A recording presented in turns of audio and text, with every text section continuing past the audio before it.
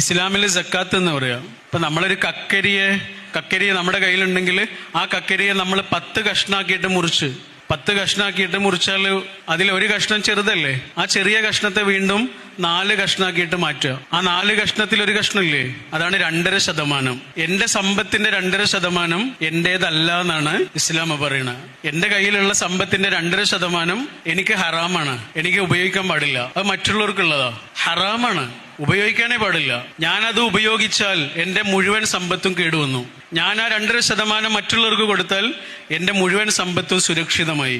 ഇതാണ് സക്കാത്ത് എന്ന് പറയുന്നത്. എല്ലാ മതങ്ങളിലും ഇതേപോലെ ഉണ്ട്. നമുക്ക് എന്താണോ ഈശ്വരൻ തന്നിട്ടുള്ളത് അത് മുഴുവനും നമ്മുടേതല്ല, അത് കുറച്ച് പങ്കുവെക്കാനുള്ളതാണ്. അങ്ങനെ പങ്കുവെച്ച മനുഷ്യരെ മറ്റുള്ളവരുടെ മനസ്സിൽ ബാക്കിയായിട്ടുള്ളൂ. അല്ലാത്തൊരു സ്വന്തം കുട്ടികളുടെയും ഭാര്യയുടെയും മനസ്സിൽ മാത്രമേ ബാക്കി ഉണ്ടാവുള്ളൂ. പങ്കുവെച്ച മനുഷ്യര് മുഴുവൻ മനുഷ്യരുടെയും മനസ്സിൽ ബാക്കിയുണ്ടാവും.